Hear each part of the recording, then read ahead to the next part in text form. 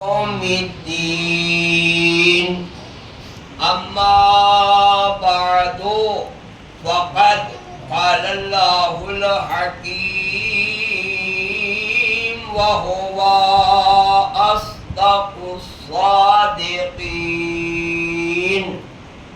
وقوله الحق.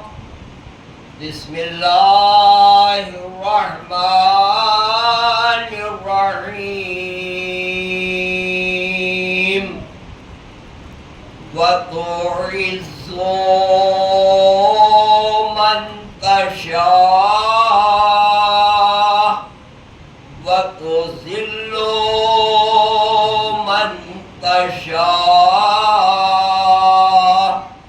بيدك الخير. صلوات پڑھیں.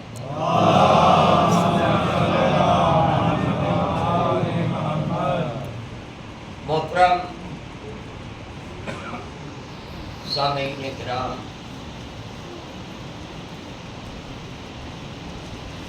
قرآن مجید جو کتاب ہدایت ہے،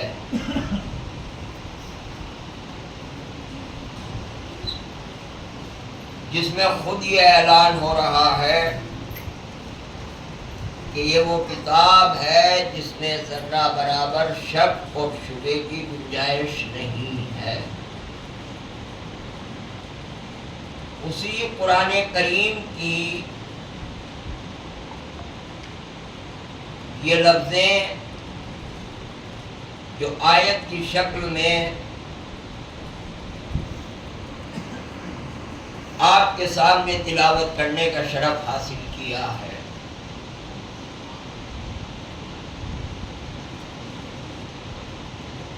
دو چار باتیں اپنے نوجوانوں کو قرآن مجید کی اس آیت سے متعلق گزارش کرنا ہے. بآواز بلند صلوات.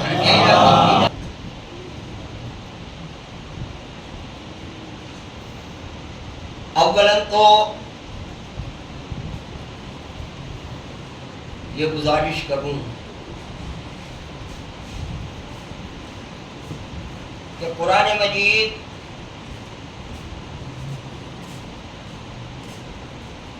جو ہمیں آگاہ اور متوجہ کر رہا ہے،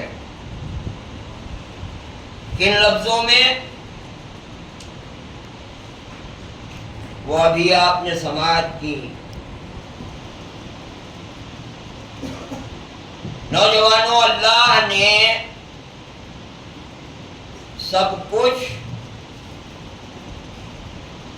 ہمیں دیا ہے.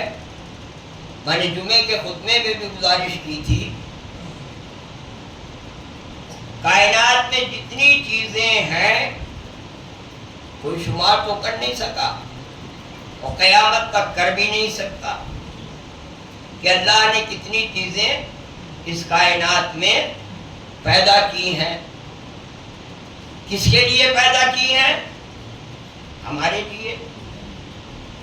اور سب سے بڑا شرف پروردگار عالم نے جو ہمیں عطا کیا ہے، اس سے بڑھ کر اور کوئی عظمت اور شرف اور بلندی ہمارے لیے نہیں ہو سکتی کہ اس نے ہمیں تاج اشرفیت سے مزین کر کے اس کائنات میں بھیجا ہے یا نہیں؟ ہم سے افضل و اعلیٰ کائنات میں اور کوئی دوسرا نہیں ہے.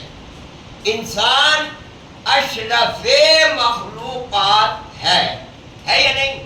ساری مخلوقات میں اگر سب سے بلند و بالا ہے کوئی تو وہ صرف انسان ہے. تو جب انسان سب سے بلند و بالا ہے تو اب انسان کی ذمہ داری یہ ہے کہ وہ اپنے اس اشرفیت کے تاج کی کم سے کم لاج تو رکھے. اس انداز سے زندگی گزارے تاج اشرفیت کی بلندی باقی رہے، تاج اشرفیت کی عظمت انسان اس طریقے سے زندگی گزارے کہ اس تاج کی عظمت تو باقی رہے۔ سب کچھ اللہ نے ہمارے لیے پیدا کیا ہے، سب کچھ انسان کو دے دیا، چاہے آل محمد کے صدقے میں دیا ہو، دیا تو انسان ہی کو ہے۔ بھائی کائنات پیدا کی آل محمد کے صدقے میں ہے، اس لیے کہ اس نے خود اعلان کیا ہے، اے میرے نبی تمہیں نہ پیدا کرتا تو اس کائنات کو پیدا نہ کرتا۔ گویا جو کچھ کائنات میں ہے وہ صدقہ ہے محمد و آل محمد علیہ السلام کا۔ صلوات پڑھیں محمد و آل محمد۔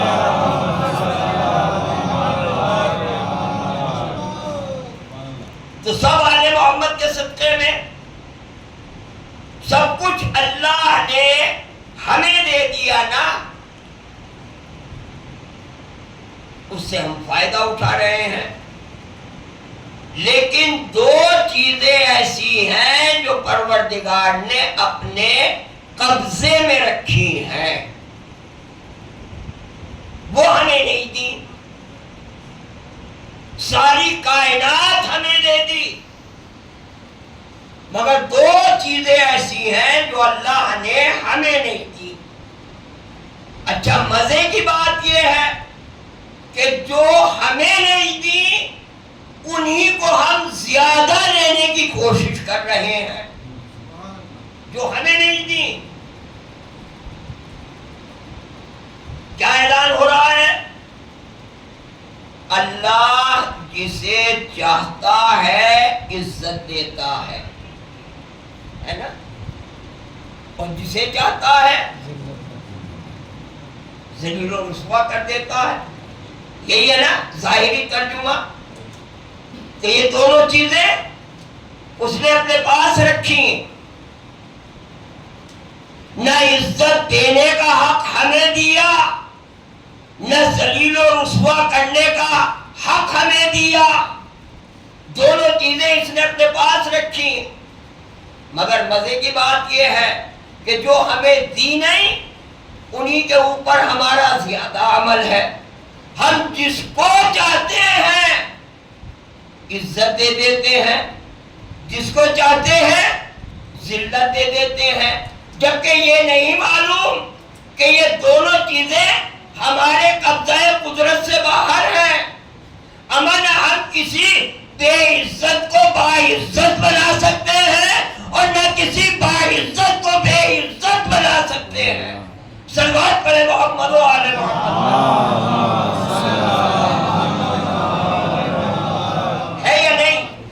اب آپ معصومین کی تاریخ دیکھ لیں، اس کے بعد اندازہ ہو جائے گا کہ اللہ جسے چاہتا ہے عزت دیتا ہے، جسے چاہتا ہے۔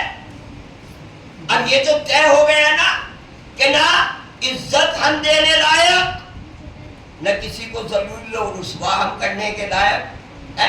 یہ کام ہمارے بس کے ہے ہی نہیں، نہ کسی کو باعزت بنا سکتے ہیں، نہ کسی کو بے عزت کر سکتے ہیں۔ اب پڑھیے معصومین کی تاریخ تو اندازہ ہو جائے گا کہ اللہ نے یہ جوہر اپنے قبضے میں رکھ کے کائنات کو بتا دیا، اے کائنات والو، نہ تم کسی کو عزت دے سکتے ہو، نہ کسی کو ذلیل و رسوا کر سکتے ہو۔ یہ تو ہماری قدرت کی بات ہے، یہ تو ہمارے قبضے کی بات ہے۔ آپ دیکھیں 8ویں امام حضرت علی رضا علیہ السلام، یہ صرف اس لیے گزارش کر رہا ہوں تاکہ ہمیں کم از کم یہ اندازہ تو ہو جائے کہ جو چیز ہمارے بس کے نہیں ہے اس کو اپنی زندگی میں ہم لاتے کیوں ہیں۔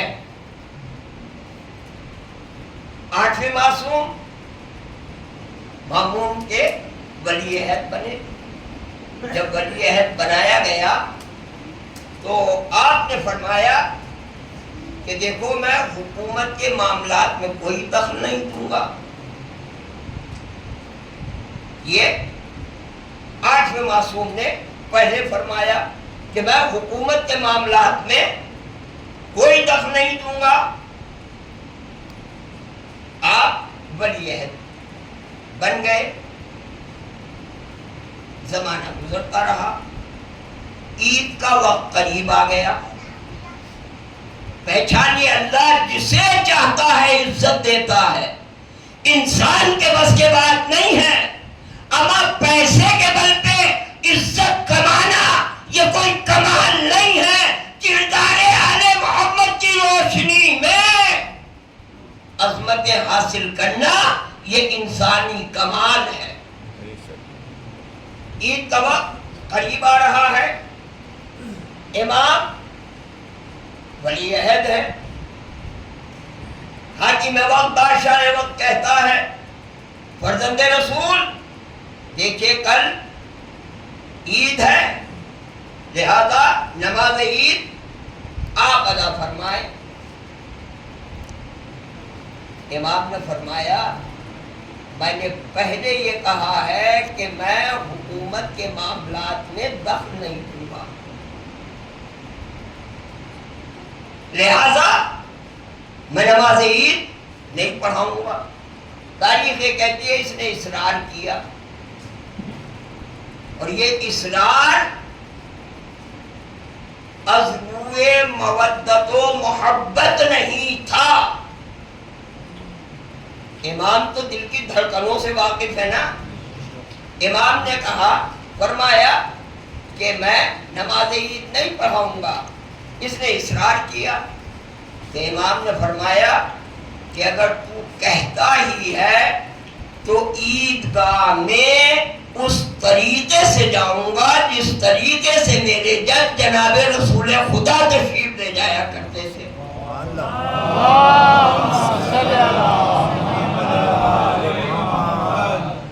اب اس کے دل میں تو منصوبہ کچھ اور بنا ہوا ہے نا. یہ تو معذاللہ حاکم بدہن امام کو ذلیل و رسوا کرنا چاہتا ہے. منافق کی ایک پہچان یہ بھی ہوتی ہے نا کہ دل میں کچھ ہوتا ہے، زبان پر کچھ ہوتا ہے. اما منافقت کبھی کبھی لکھنؤ کا انداز بھی اختیار کر لیتی ہے کہ آپ سے ایسے انداز سے مل کے گفتگو ہوگی کہ آپ یہ محسوس کریں گے کہ ان سے بڑا ہمدرد کوئی نہیں ہے، لیکن اندر منافقت. امام نے فرمایا کہ جب تو کہتا ہی ہے تو اس انداز سے عیدگاہ جاؤں گا جیسے میرے جد جایا کرتے تھے. اس نے کہا کہ آپ کو اختیار ہے، جیسے آپ چاہیں جا سکتے ہیں. نماز کا وقت قریب آ گیا. امام نے اپنے ماننے والوں کو، چاہنے والوں کو حکم دیا کہ نماز کے لیے تیار ہو جائے. لوگ نماز کے لیے تیار ہو گئے. امام بھی اب نماز کے لیے عیدگاہ کی طرف چل رہے ہیں. جیسے جیسے قدموں کو اٹھاتے ہیں تکبیر کی آواز بلند ہوتی ہے، اور تاریخ نے لکھا ہے کہ جب تکبیر کی آواز بلند ہوتی تھی تو ایسا محسوس ہوتا تھا کہ زمین و آسمان میں اللہ اکبر کی آوازیں بلند ہو رہی ہیں. امام عیدگاہ کی طرف چل رہے ہیں. ابھی عیدگاہ تک نہیں پہنچے، ابھی عیدگاہ دور ہے، ابھی نماز شروع نہیں ہوئی، لیکن فرزند رسول کی آمد نے دشمنوں کے اوپر اپنے کردار کا وہ سکہ جمانا شروع کیا کہ اپنے تو اپنے، غیر بھی امام کی مدح و ثنا کرتے ہوئے نظر آنے لگے. اب جو بادشاہ وقت نے دیکھا کہ معاملہ بدلنے والا ہے، فوراً اپنے سپاہی کو بھیجا، اور بھیجنے کے بعد کہتا ہے کہ آپ کو زحمت ہوگی، لہذا آپ نماز عید کے لیے عیدگاہ میں نہ جائے. فرزند رسول نے سننے کے بعد فرمایا میں نے تو پہلے تجھ سے یہ کہا تھا کہ نماز عید میں نہیں پڑھاؤں گا. اور عزیزو واضح اور انصاف ہو گیا کہ مامون کی نیت کیا تھی. فرزند رسول نے پہلے بتا دیا تھا کہ میں نماز عید نہیں پڑھاؤں گا. تو اللہ جسے چاہتا ہے عزت دیتا ہے. صلوات پڑھیں محمد و آل محمد.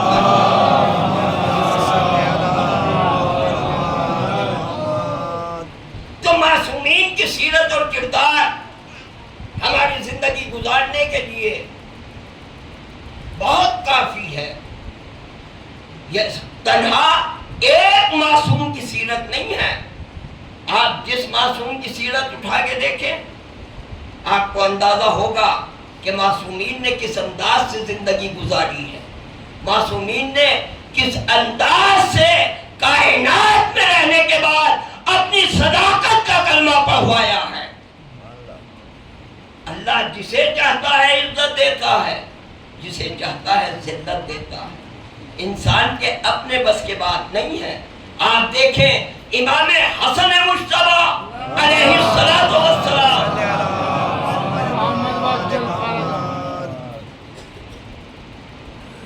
سواری پر سوار تشریف لے جا رہے ہیں.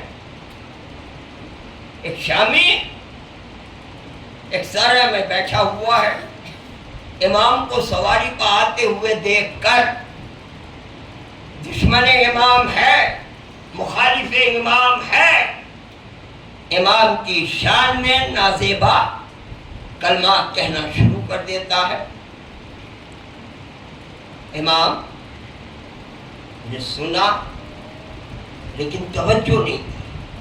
جب یہ شامی کہہ کے خاموش ہو گیا, اللہ نے کردار امامت, جب یہ کہہ کے خاموش ہو گیا, امام اس کے قریب پہنچے اور پہنچنے کے بعد فرماتے ہیں اے بھائی شاید تو مجھے مسافر معلوم ہوتا ہے. اے بھائی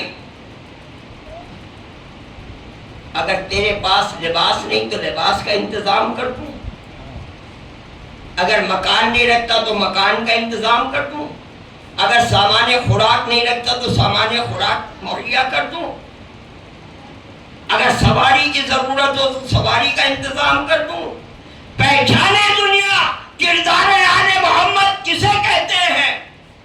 اما اپنی جانب سے اگر کوئی کسی کو ذلیل و رسوا کرے تو یہ آل محمد کا عمل نہیں ہے, یہ دشمنان آل محمد کی سیرت ہے. آل محمد کا عمل تو یہ ہے کہ دشمن اگر نازیبا گفتگو کر بھی رہا ہے تو اس کے سامنے ایسا کردار پیش کر رہے ہیں کہ جو اب تک امام کو گالیاں دے رہا تھا, نازیبا گفتگو کر رہا تھا. تاریخ کہتی ہے امام حسن کے اس شفیقانہ انداز نے جب اس نے سنا تو یہ کہنے پر مجبور ہو گیا اب تک تو میں آپ کے آباء و اجداد کو برا کہا کرتا تھا, لیکن آج مجھے محسوس ہوا ہے کہ اگر دنیا میں کسی کو جینے کا حق ہے تو وہ سوائے آپ کے دوسرے کو نہیں حاصل. اما جن کا کردار یہ ہو ان کے ماننے والوں کی سیرت جتنی بلند و بالا ہونا چاہیے. صلوات پڑھیں محمد و آل محمد.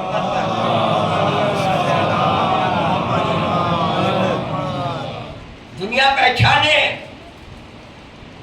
شان امامت کیا ہے. پھر گزارش کر رہا ہوں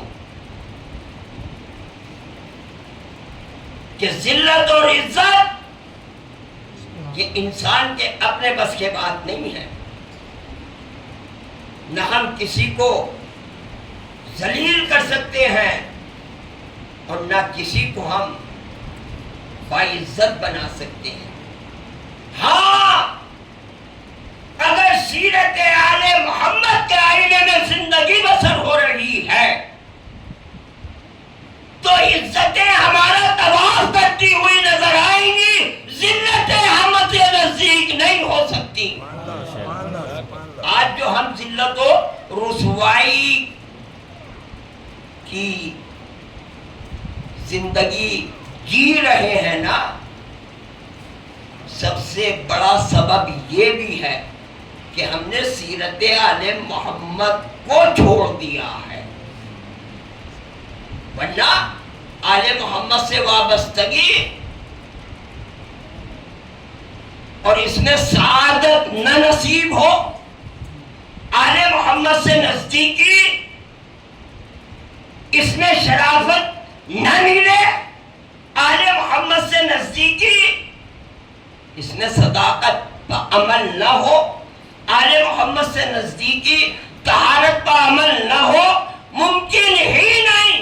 جہاں آل محمد ہوں گے وہاں صداقت بھی ہوگی، امانت بھی ہوگی، دیانت بھی ہوگی، اور جہاں یہ تمام جوہر نظر آئیں گے وہاں انسانی زندگی کا انداز ہی دوسرا ہوگا، ہے یا نہیں؟ آپ کسی بھی امام کی زندگی کو اٹھا کے دیکھ لیں، پہلے امام سے لے کے اور آخری معصوم کی زندگی تک ہر امام کی سیرت کو آپ دیکھیں، ظاہری زندگی کے حالات کو دیکھیں تو ہم اور آپ تصور نہیں کر سکتے، اما ہم نے خالی علی کو علی تک مانا ہے۔ اگر ہم علی کو اس انداز سے سمجھنے کی کوشش کریں کہ جو انداز علی کے سمجھنے کا ہے، تو پھر تصور نہیں کیا جا سکتا کہ ہمیں کتنی بلندیاں حاصل ہوں گی، ہم سوچ بھی نہیں سکتے۔ علی کہتے ہی اسے ہیں کہ جو سمجھ میں نہ آنا چاہے تو بادشاہوں کی سمجھ میں نہیں آتا، اور سمجھ میں آنا چاہے تو قمبر جیسے غلام کی سمجھ میں آ جاتا ہے۔ صلوات پڑھے محمد و آل محمد۔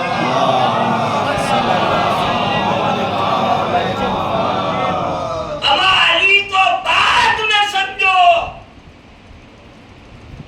پہلے غلامان علی کو دیکھ لو، جو علی خود بخود سمجھ میں آ جائیں گے۔ قمبر کون ہے؟ علی کا غلام ہی تو ہے بھائی، ہے یا نہیں؟ متوجہ ہیں آپ؟ قمبر علی کا غلام، لیکن تیور کیا بتا رہے ہیں قمبر کے کہ میں نے ایسے آقا کی غلامی کی ہے کہ جہاں زندگی کے تمام اصول و قوانین مجھے پڑھائے گئے ہیں، بتائے گئے ہیں۔ بھائی قمبر بھی تو ہم ہی جیسے انسان تھے یا نہیں؟ لیکن جب معصوم سے منسلک ہوئے تب کتنا بڑا درجہ ملا، ہم اور آپ تصور نہیں کر سکتے۔ یہ تو مشہور ہے نا، بچے بچے کے ذہن میں ہے کہ مولا میسم کی دکان پر روزانہ جا کے بیٹھا کرتے تھے نا، پہچانو کہاں ہے کردار اہل بیت، ہم کس درجہ آل محمد کی سیرت پر عمل پیرا ہے۔ یہ میسم کی دکان پر بیٹھنا علی کا عبرت و نصیحت سے خالی نہیں ہے، بیٹھتے تھے۔ یہ آپ نے سنا ہے نا، تاریخ ہے کہ میسم دکان پر نہیں ہے، علی تشریف فرما ہے، مولا متقیان میسم کی دکان پر بیٹھے ہوئے ہیں۔ ایک شخص آیا اور آنے کے بعد کہتا ہے یا علی یہ پیسے دے دیں اور خرمے دے دیں، یہی ہے نا؟ علی نے پیسے لیے، خرمے دے دیے۔ اب یہ پیسے دینے والا کیا علی اس کی نیت سے واقف نہیں ہے؟ کیا علی کے ہاتھ میں جو پیسہ دیا گیا ہے علی اسے نہیں جانتے؟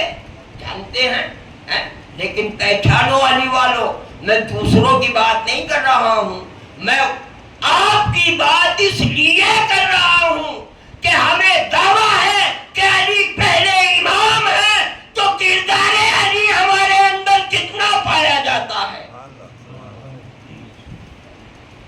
علی نے پیسہ لیا، رکھ لیا، کھجوریں دے دی، چلا گیا۔ جب میثم پلٹ کے واپس آئے، مولا نے فرمایا لو میثم یہ پیسے تمہارے پیچھے کا حق آیا تھا، میں نے اسے خون میں دے دیے۔ میثم نے جیسے ہی ہاتھ میں وہ درہم لیا، دیکھا مولا یہ تو کھوٹا ہے۔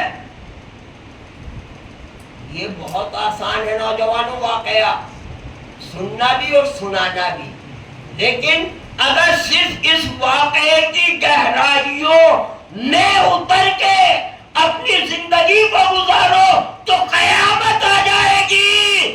اس واقعے علی کو مکمل نہیں سمجھا جا سکتا کہ کتنی عبرتیں اور نصیحتیں اس واقعے کے اندر پوشیدہ ہیں۔ مولا یہ تو خراب ہے درہم؟ مولا نے فرمایا ہاں میثم میں جانتا یہ خراب ہے، لیکن میں نے اسے ذلیل کرنا نہیں چاہا۔ اما جو علی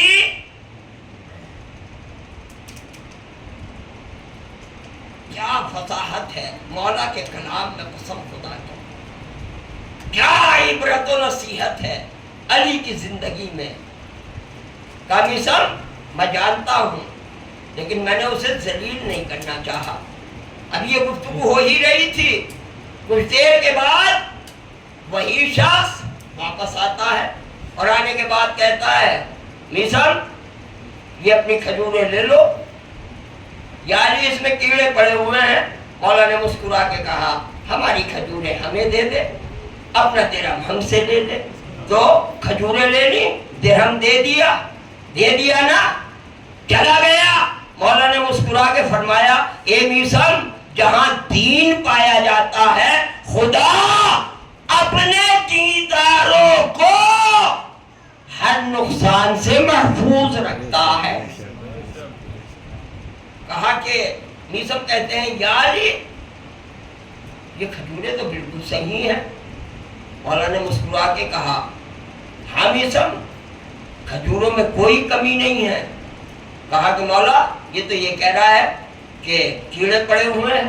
میثم نے مسکرا کے کہا، اب مولا نے مسکرا کے کہا میثم سے کہ میثم اس نے دھوکہ دینا چاہا، خدا نے ہماری حفاظت کی، اس نے دھوکہ دینے میں کوئی کمی نہیں کی۔ میں ہاتھوں کو جوڑ کے گزارش کروں گا علی کے چاہنے والوں زندگی ایسے گزارو کہ نہ کسی کو دھوکہ دو نہ کسی کے دھوکے میں آنے کی، نہ تو دھوکہ دو اور نہ کسی کے دھوکے میں آؤ۔ اس لیے کہ دھوکہ دینا یہ علی والوں کی شان نہیں ہے، یہ مخالفین علی کا کردار ہے۔ صلوات پر محمد و آل محمد۔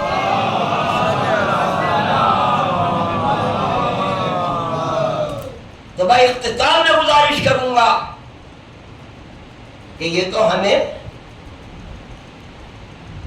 قرآن نے بتا دیا کہ نہ ہم عزت کسی کو دے سکتے ہیں اور نہ کسی کو ذلیل و رسوا کر سکتے ہیں۔ یہ اور بات ہے کہ ہم کسی باعزت کو سماج میں بے عزت کرنے کی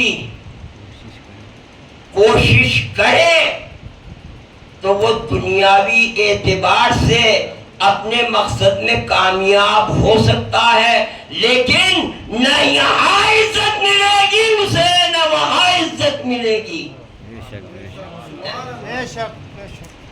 عزت دینا انسان کے بس کے بات نہیں ہے، ذلیل و رسوا کرنا انسان کے بس کے بات نہیں ہے۔ اب آخر میں ایک سوال کر لوں، آج کے دور میں کس سے پوچھوں بھیا؟ اب لوگ بات گھبرانے بھی لگے ہیں آگے بیٹھ کے نام لے لیتا ہوں نا تو صلوات پڑھے محمد و آل محمد.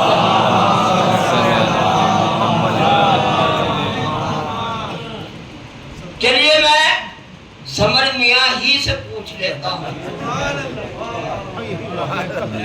زندگی یہ جلدی سے برا نہیں ماننے کے بھیا, میں جانتا ہوں ان کے مزاج کو.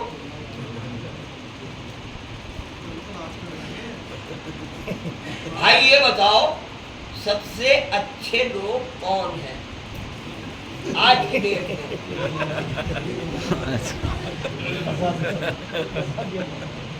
سمر بھائی ہے. عباس بھائی کے بھائی بالکل آخر میں بیٹھے ہیں. یہی بتائیں سب سے اچھے لوگ کون ہیں بھیا؟ آخری بات ہے میری تقریر کی. اسی کے بعد رکھتے مسائب.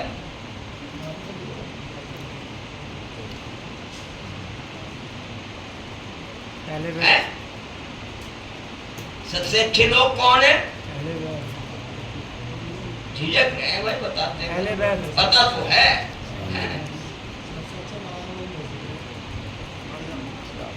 آپ نے فرمایا بجا, میں تائید کر رہا ہوں, لیکن میں دنیاوی اعتبار سے پوچھ رہا ہوں بھائی. آج کی تاریخ دنیاوی اعتبار سے سب سے اچھے لوگ کون, یا ہمارے مزاج کے مطابق دنیا کی بھی چھوڑو, دنیا تو بہت لمبی ہے. سب سے اچھے لوگ کون؟ نمازی پرہیزگار جو بھی جن کی جیب بھری ہوئی ہو. اچھے لوگ وہی ہے نا سب سے اچھے لوگ, جن کی جیب بھری ہوئی ہو.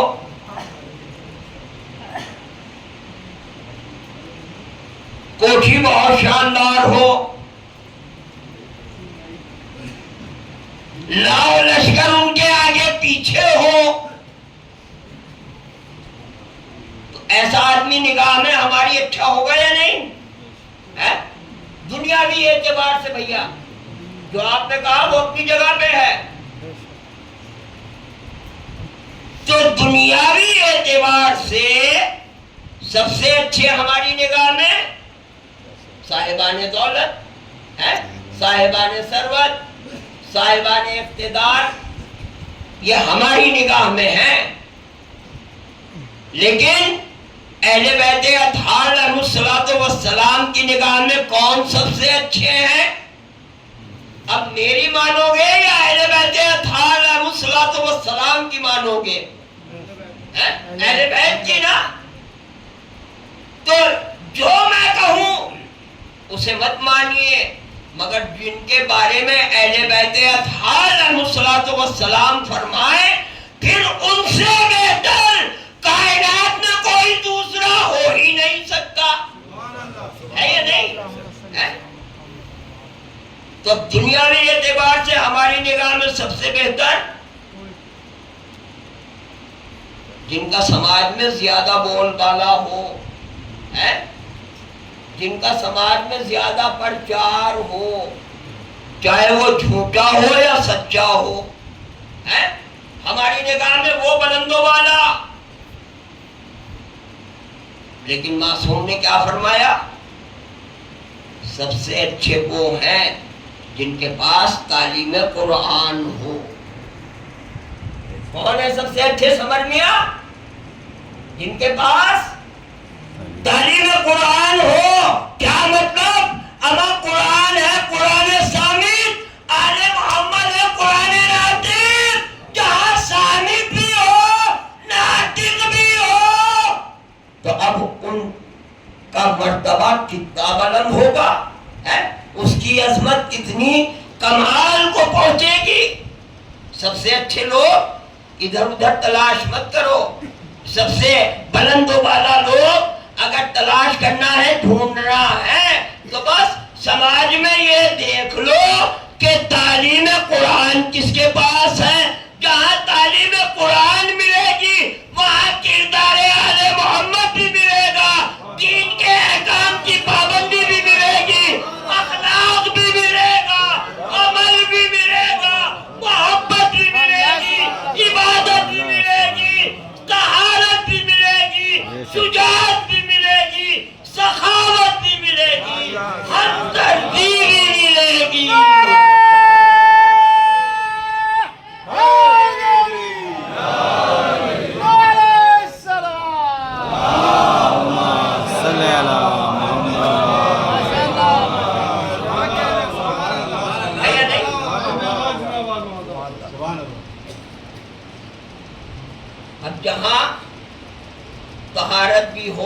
حماقت بھی ہو، جہاں شرافت بھی ہو، جہاں عزت بھی ہو، جہاں بلندی بھی ہو، جہاں وقار بھی ہو، جہاں عظمتیں بھی ہوں، جہاں نعمتیں بھی ہوں، جہاں رحمتیں بھی ہوں، جہاں برکتیں بھی ہوں، وہ در اہل بیت اطہار علیہ الصلوۃ والسلام کا در کہلاتا ہے، جہاں رحمتوں نے ناز کیا ہے، جہاں برکتوں کو سربلندی عطا ہوئی ہے، جہاں شرافتوں کو معراج عطا ہوئی ہے، جہاں سخاوت نے سخیوں کا کلمہ پڑھا ہے، جہاں عبادت نے عبادت گزاروں پر ناز کیا ہے، یہ سوائے آل محمد کے دوسرا در نظر نہیں آتا۔ بس اختتام میں ایک جملہ کہہ کے ربط مصائب، ہمارا رشتہ اہل بیت سے ہے تو اہل بیت کا کردار، اہل بیت کا عمل، اہل بیت کی سیرت، اہل بیت کے طور طریقے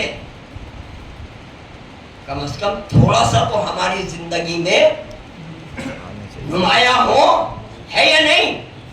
اور اگر خالی زبانوں تک محدود رہے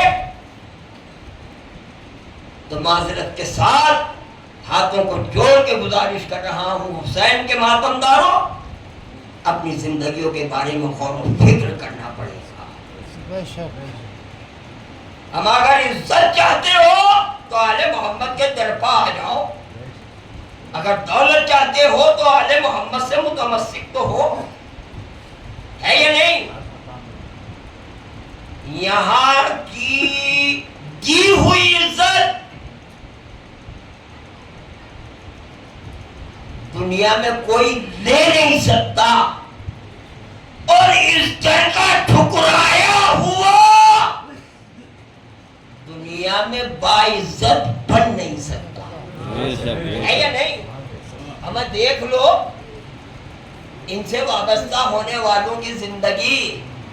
سلمان ہمیں جیسا عام انسان تھا نا، لیکن جب اس در سے وابستہ ہوا اور اس در سے وابستہ ہونے کے بعد جب عزتیں جناب سلمان نے حاصل کی تو کیا مقام پایا؟ آپ کے سامنے ہے۔ فضا اسی در سے وابستہ ہوئی، شہزادی سے منسلک، کیا مقام پایا؟ مجھے تفصیل نہیں گزارش کرنا ہے، آپ کو سب معلوم ہے نا۔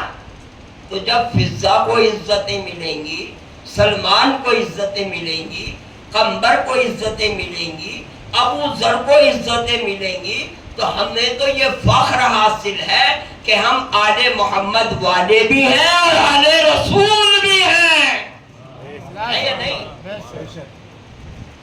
تو اپنی زندگی کو آل محمد سے وابستہ کر کے گزارنے کی کوشش کرو۔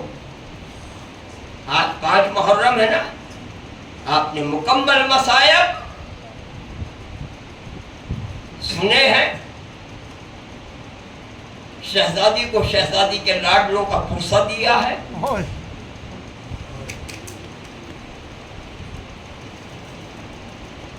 آج میں یقیناً یہ کہوں گا ہر عزادار سے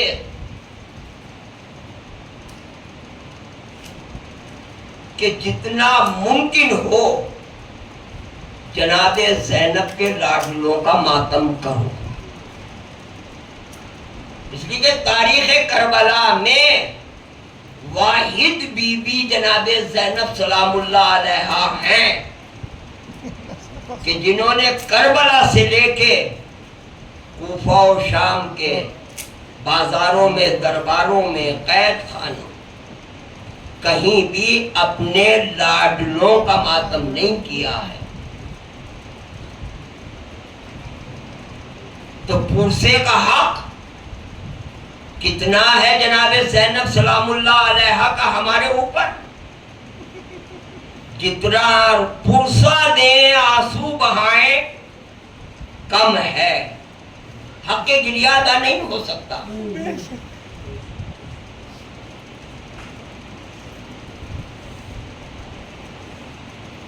शहजादी शब आशूर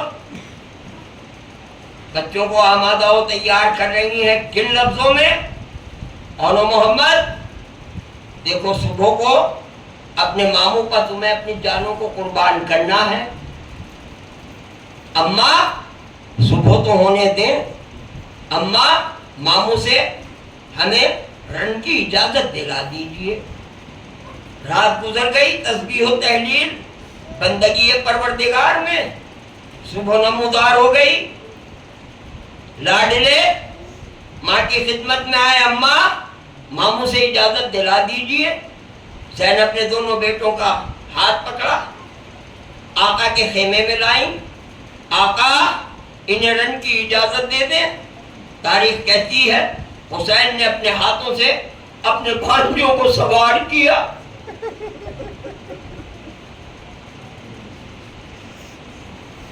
और मोहम्मद की सवारी मक्तल की तरफ जब चलने लगी तो ज़ैनब ने आगे बढ़ के कई तो कहा था, मेरे लाडलू जरा रुक जाओ, माँ तुमसे कुछ कहना चाहती है।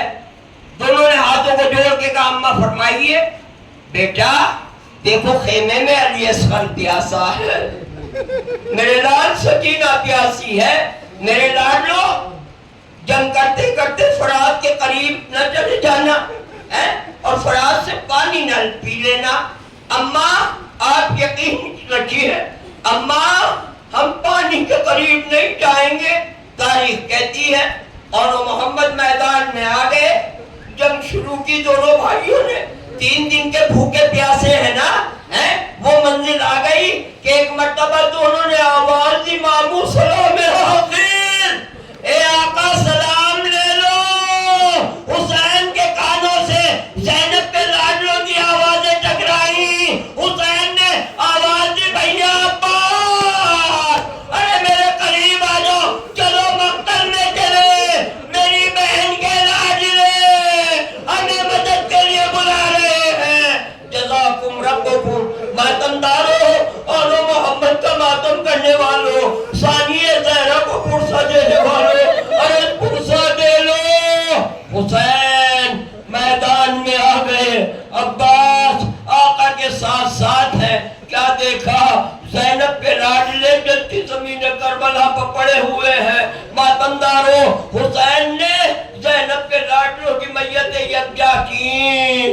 अरे दोनों भाई, अरे हुसैन, गाजी अब्बास ज़ैनब के लाडलों की मैयतें लेके खेमे में आ गए। पर मातमदारों, अरे पहचानो, तारीख कहती है कि दोनों की लाशें हुसैन ने खेमे में ला के रखी। फिजा से कहा, फिजा ज़ैनब को बता दो उनके लाडले आ गए हैं। फिजा खेमे में आई, शहजादी चलो अपने लाडलों का मातम कर लो। अज़ादारों तमाम बीबियां और मोहम्मद का मातम कर रही हैं। ज़ैनब एक मर्तबा खड़ी हुई है। कुछ देर के बाद फिजा से कहती है, ए फिजा मेरे खेमे में जा, और जाने के बाद मुसल्ला ले आ। ज़ैनब मुसल्ला मंगा रही है। फिजा ने मुसल्ला ला के दिया। मकातिल कहते हैं हुसैन ने दोनों भाइयों की मैयतों को बराबर करके जगह रखा। ज़ैनब आगे बढ़ी और उनकी मैयत को अलग किया, मोहम्मद की मैयत को अलग किया, बीच में मुसल्ला बिछाया। अरे माँ नमाज के लिए खड़ी हो गई। अरे सर सजदाए शुक्र में रखा। ए और मोहम्मद, माँ के दूध की लाज रख ली। मातमदारों, आखिरी फिक्रा।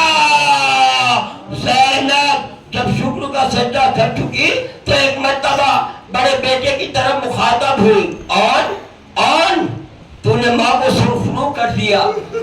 ए और माँ के दूध की लाज रख ली। ए मेरे लालन, माँ की आखिरी वसीयत है। ए बेटा आखिरी वसीयत और पूरी कर देना मेरी।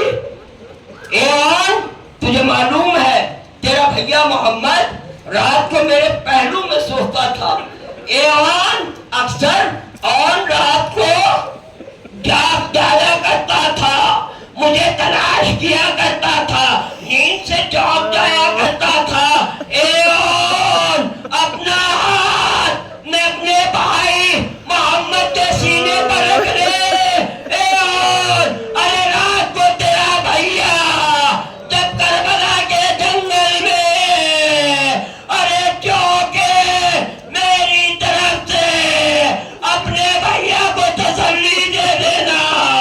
ایوان محمد تیرے حوالے. ایوان محمد ماں کو سرخ رو کر دیا. اللہ اللہ لعنت اللہ ماتم